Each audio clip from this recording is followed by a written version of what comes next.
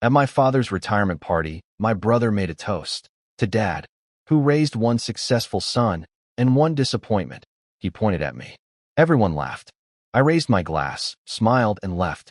They didn't know I'd been anonymously funding Dad's pension top-up for 8 years, $4, 200/month. The next day, I stopped the payments. When Dad's pension check came 63% smaller than expected. My name is Salvador Reyes, and I'm 34. I'm a stylist in San Diego, which means I make other people look put together for their big moments while I quietly learn how to hold myself together for mine.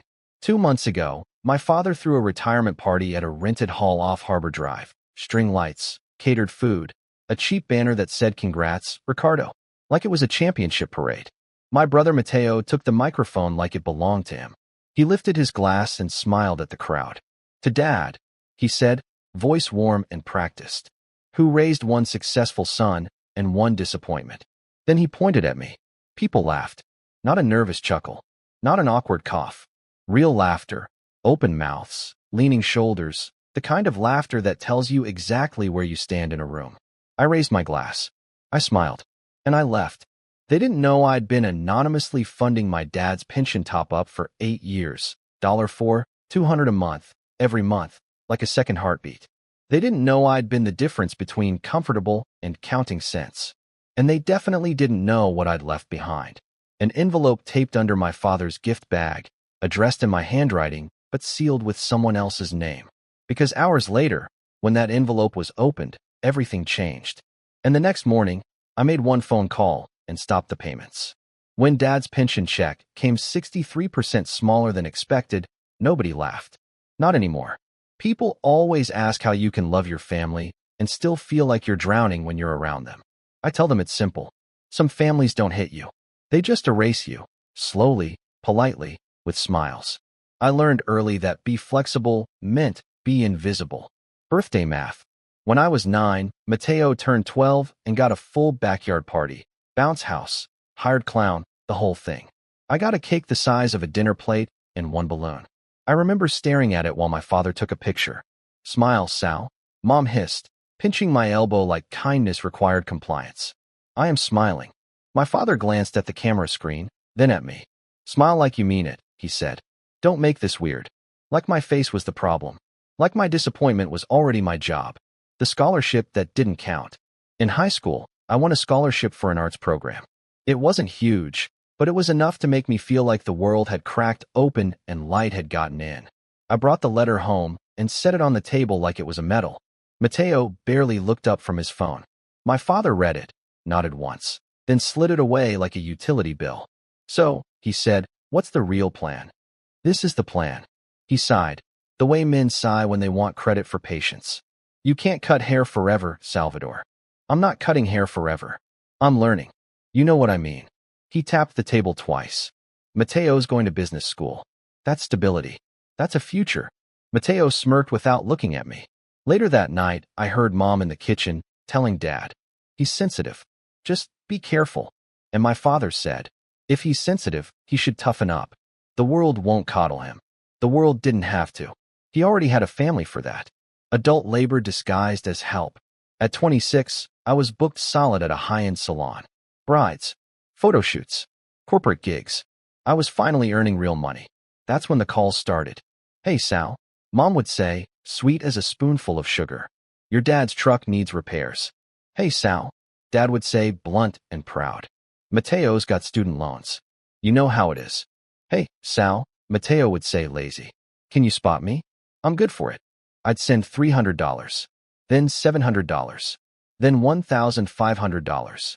Sometimes Mateo paid me back. Mostly, he paid me back with jokes.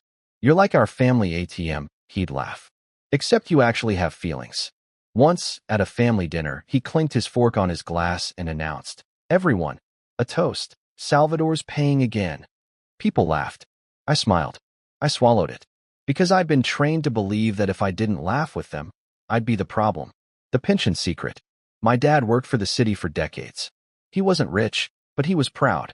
Then a reorganization happened. New rules, new pension tiers, complicated paperwork that looked designed to exhaust people into giving up. I found out by accident when I visited my parents and saw my father at the kitchen table staring at numbers like they were enemies. Mom was rubbing his shoulders. He didn't notice me at first. I did everything right, he muttered. I did everything right, and it's still not enough. My father hated being vulnerable. He hated it so much he turned it into anger the second he saw me. What are you doing here? He snapped, like my presence had caused the pension. I came to help, I said carefully. What's going on? He pushed the paper away. Nothing you need to worry about. Mom shot me a look over his shoulder. Please. So I sat. I read. I did the math. And I realized the ugly truth.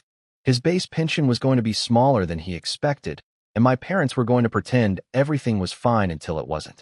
That night, I called a financial counselor I knew through a client. I asked questions.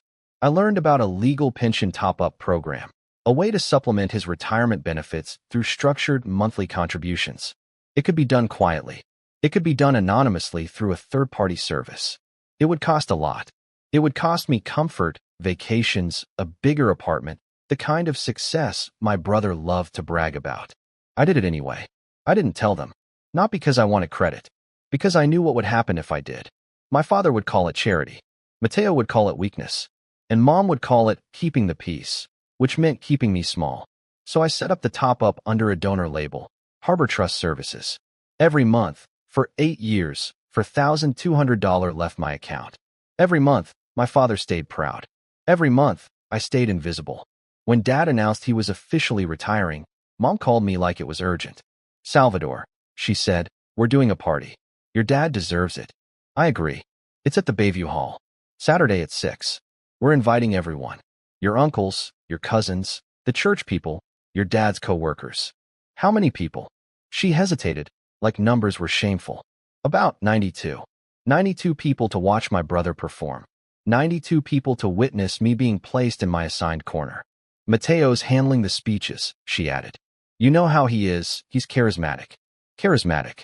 That's the family word for he can say whatever he wants, and you'll still end up apologizing. I bought a new suit anyway. Not flashy. Clean lines. Dark blue. A stylish suit. Sharp, controlled, respectful. I showed up early because that's what I do. I arrive early so nobody can accuse me of not trying. The hall smelled like roasted chicken and cheap floral centerpieces. A banner stretched across the wall. Ricardo Reyes, happy retirement. Mateo was already there, pacing like a producer. He saw me and grinned. Look at you, he said, sweeping his eyes over my suit. Trying. Hi, Mateo. He leaned in like we were friends. Just so you know, he murmured, we're doing assigned seating. Okay. He pointed across the room. You're at table 8. I looked. Table 8 was near the back, half behind a speaker. It wasn't subtle. It wasn't even creative. Dad's table is up front, Mateo added. Family table. Obviously, I said. Mateo's grin widened, like he'd won something. You can still see, though, he said. We didn't totally banish you. I wanted to say something sharp, something clean, but I heard my own voice in my head. Don't cry here. Not here. So I just nodded. A woman in a black blazer was setting up a small display near the stage. Pension paperwork, a framed certificate, a neat stack of envelopes. I recognized her from emails. Lydia Park, the pension coordinator I'd worked with through Harbor Trust Services for years. She'd never met my father. She'd only ever spoken to me. Her eyes flicked to mine. A tiny nod. That was all. My ally didn't hug me. She didn't gush. She didn't make it emotional. She just acknowledged me like a professional and kept doing her job. That steadiness felt like oxygen. The party filled in. Dad's old co-workers slapped his back, told stories, laughed too loud. Church ladies hugged Mom and called her blessed. Cousins took photos in front of the banner. Mateo floated through it all, shaking hands like he was running for office. I stayed near the back, sipping soda, answering small talk with smaller smiles. Then Dad walked in.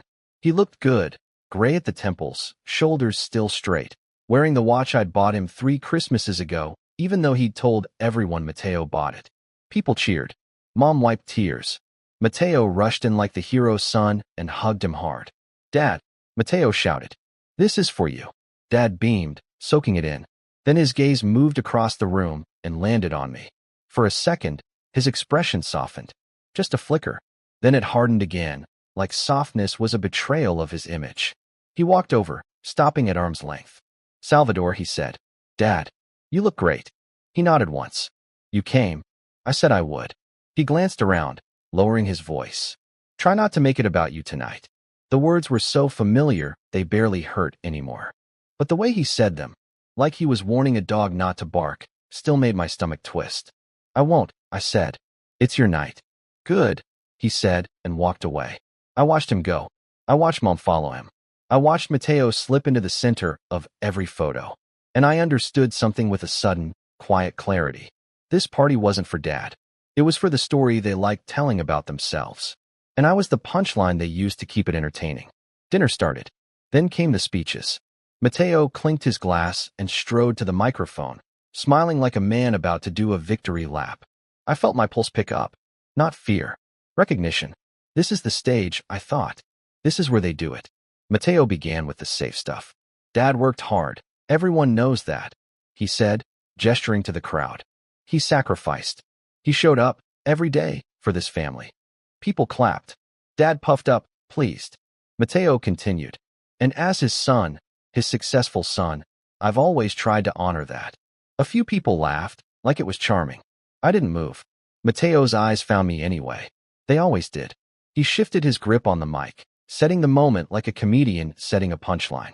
And hey, he said, tilting his head, Dad didn't just raise one son. More laughter.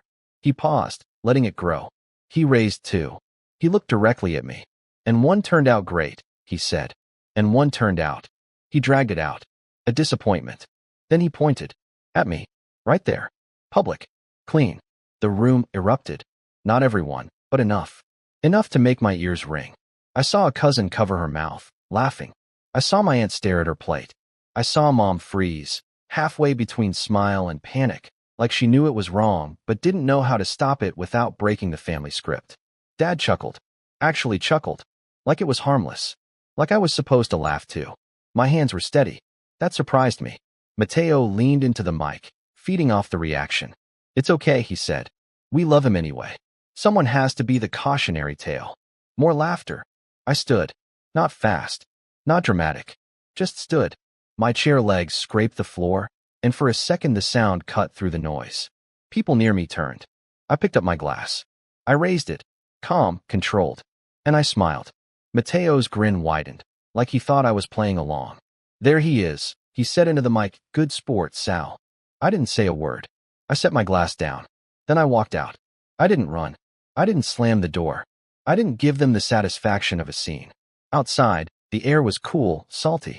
My lungs pulled in the night like I'd been underwater. My phone buzzed almost immediately. A text from Mateo.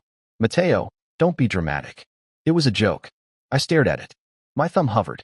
Then I put the phone in my pocket and kept walking until the sounds of the party dulled behind me. I got into my car and sat there with my hands on the steering wheel. I didn't cry. Not because it didn't hurt. Because something in me had finally gone still. A clean, quiet decision. I drove home. And I slept like a man who had nothing left to prove. Hours later, the envelope. At 10:17 p.m., Lydia Park sent me an email. Subject line, envelope delivered. 2 sentences inside. Left as instructed. Your father received it after you departed. He intends to open it tonight. I stared at the screen. I hadn't planned it as revenge. I'd planned it as an end. Because there was something I'd arranged weeks earlier, before the party, before Mateo's toast, before the laughter. I'd asked Lydia for a formal pension projection letter. Not a vague statement. A detailed projection with and without the donor-funded top-up. I'd asked her to include the donor label. And I'd asked her to include a clause summary. Continuation contingent upon respectful conduct and non-harassment toward donor. The clause existed. It was standard in the service agreement. I'd never needed it. Until now. At 11:02 p.m., my phone rang. Dad. I let it ring twice before I answered. Hello. His voice was different. Tight. Confused. What is this? He demanded. What is what? This letter, he snapped. This pension thing. Harbor Trust Services. It says. He stopped, breath scraping. It says I've been receiving a supplemental contribution. He continued, slower now, like the words didn't fit his mouth. For years.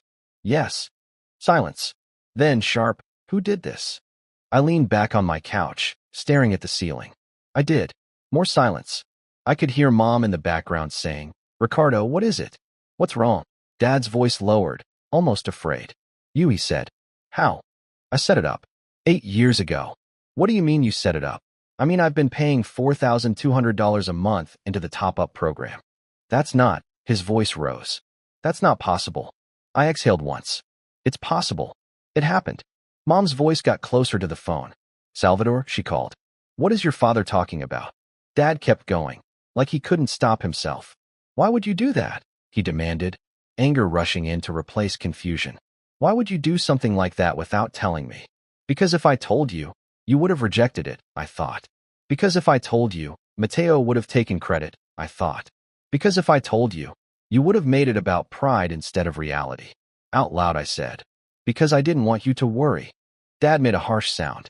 You think I want charity? It wasn't charity. It was planning. Mom's voice was trembling now. Sal, that's so much money. Yes. I could hear her crying. Then Dad's tone shifted, suddenly pointed. And what is this clause? He said. It says continuation is contingent on respectful conduct toward the donor. Yes. He swallowed. Are you threatening to take it away? I thought of Mateo's finger pointing at me. I thought of Dad laughing. I thought of his earlier warning. Try not to make it about you tonight. I'm not threatening, I said. I'm telling you what's true. Dad's voice turned hard. You're doing this because your brother teased you? It was almost impressive how quickly he minimized it. You think that was teasing? I asked. It was a joke, he barked. A toast. People laughed. Don't be so. Don't, I said, cutting through him without raising my voice. He stopped. My heart didn't race. My hands didn't shake. I said, very calmly, you don't get to rewrite what you did to me. Dad breathed, furious. You're going to punish me for something Mateo said. No, I said. I'm going to stop volunteering for a role that only exists to shrink me. Mom sobbed openly now. Please, she whispered into the phone. Salvador, please don't do this. I closed my eyes. My voice stayed even. I'm not doing anything tonight, I said. I'm going to sleep. Dad snapped, Salvador. I ended the call. The next morning, the stop.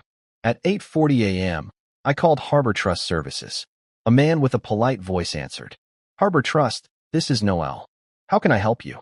I need to suspend the donor contributions immediately, I said. Effective today.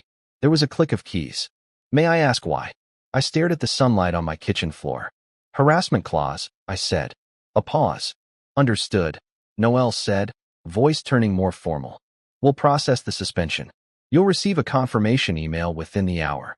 Thank you. I hung up. I didn't feel triumphant. I felt clean, like I'd finally stopped holding my breath. The check, 63% smaller. It took a few weeks for the first retirement check to arrive. My father called me the day it hit his account. He didn't say hello. He didn't ask how I was. He said, my pension is wrong. It's not wrong, I replied. It's smaller, he snapped. Papers rustled. It's 63% smaller than what we planned for. That's the base, I said.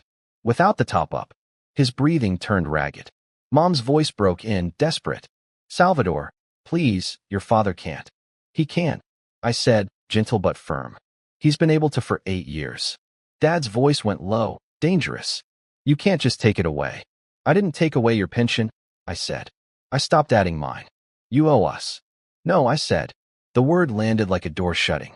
Dad went silent. I could almost hear him trying to find the old leverage. Guilt. Obligation. Shame. It didn't fit anymore. You're going to embarrass us, Mom whispered. I laughed once, but it wasn't happy. You mean like last night? I asked. Like the toast? Like the laughter? Mom made a sound like she'd been hit. Dad growled. Mateo didn't know. I paused. Are you sure? I asked. Dad didn't answer.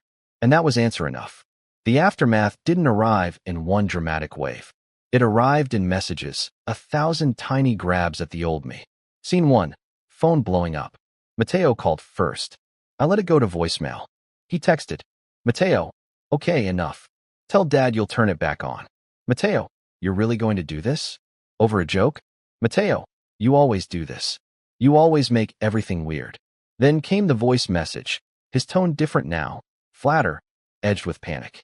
Sal, he said, listen, Dad's freaking out. Mom's crying. You're going to ruin his retirement.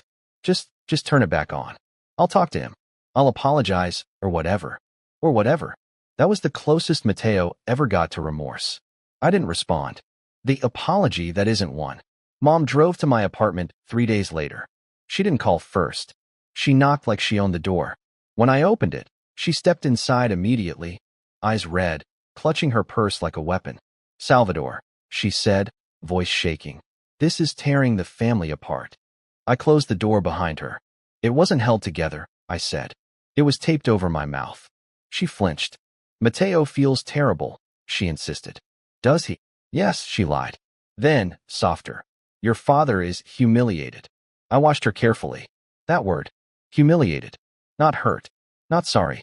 Humiliated, because people were seeing what he'd tried to keep hidden, that he'd needed help, and the son he mocked had provided it. Mom stepped closer. "Just turn it back on," she begged. "You can't do this to your father." I held her gaze. "I'm not doing anything to him," I said. "I'm doing something for me." Her lips trembled. "But what will people think?" I felt something inside me settle even deeper. "There it is," I said quietly. "That's always been the God in this house. Not love. Not fairness. People." Mom's face twisted. "That's not true." "It is," I said. "And I'm done worshiping it." The practical step. That night, I did what I should have done years ago. I changed my banking passwords. I removed family members from any emergency contact forms. I forwarded every Harbor Trust email to a separate folder. I printed the top-up records. 8 years of contributions, neat and undeniable. Then I wrote one message. Not long, not emotional, just clear. I sent it to a group chat with Mom, Dad, and Mateo. "Salvador, I funded the pension top-up anonymously for 8 years. I stopped it on January 8th. This isn't revenge. This is reality. I won't be spoken to or about with contempt. I'm taking space. Do not come to my home or workplace. I'll reach out when and if I'm ready." Dad replied within minutes. "Dad, after everything I've done for you." Mateo replied right after. "Mateo, you're insane." Mom replied last. "Mom, please. You're breaking my heart." I stared at the screen. Then I did something that felt like setting down a heavy bag I'd been carrying since childhood. I turned off notifications. I used to believe love meant endurance. That if I stayed calm enough, helpful enough, small enough, eventually they'd see me. Eventually they'd respect me. Eventually they'd stop laughing. But respect you have to beg for isn't respect. It's a leash. I didn't stop the payments because I wanted them to suffer. I stopped because I finally understood the truth I'd been avoiding. They didn't value my presence. They valued my usefulness. And the moment I stopped being useful, they called it betrayal. 2 weeks after the pension check dropped, Dad sent a message that almost sounded human. "Dad, we need to talk." I stared at it for a long time. Then I typed back one sentence. "Me. I'm not available for conversations that start with blame." He didn't respond. Mateo tried one more time, a month later, with a different tactic. "Mateo, look, just tell us what you want." "Money? An apology?" I read it twice. Then I didn't answer, because I knew the truth. If I explained it, he'd turn it into a negotiation. And I wasn't negotiating my dignity anymore. Now there's a framed photo on my bookshelf, an old one, from when Mateo and I were kids, both of us smiling with missing teeth. I used to look at it and ache for what we could have been. Last week, I turned it face down. Not out of hatred, out of clarity. I can love the idea of family and still refuse the role they wrote for me. I can wish them well and still choose distance. I can be kind without being available. And I can finally say the boundary I should have set a decade ago. I'm not your punchline. I'm not your backup plan. I'm not your invisible son. I stopped volunteering for a role that only existed to shrink me. This story is about realizing your family values your usefulness, not your presence, and the power of finally stepping back. Salvador spent 8 years anonymously funding his father's pension, $4, $200 monthly, over $403,000 total, while being treated as the family punchline. When his brother publicly called him a disappointment at their father's retirement party and the room laughed, it wasn't a joke. It was the truth of decades spent being erased while secretly funding their comfort. The pension was invisible labor his family never acknowledged. Salvador set it up anonymously, knowing the truth. His father would reject it as charity, his brother would take credit, his role, as lesser son, would stay fixed. For 8 years, he funded comfort while seated at back tables and used as setup for jokes. When Salvador stopped payments and his father's pension dropped 63%, The panic revealed everything. They didn't miss him. They missed his money. His father didn't ask how he was. He demanded payments restart. His mother didn't apologize. She worried about appearances. What this teaches: when family only notices absence after money stops, you were never family. You were a resource. Respect you must fund isn't respect. It's a transaction with contempt as receipt. Anonymous generosity reveals who people are when they don't know they're being helped. Salvador funded retirement secretly. His reward was public mockery. That's proof they never valued him. You can love the idea of family and refuse the role they wrote. Salvador stopped not from hatred, but because being useful had become the price of dignity, finally too high.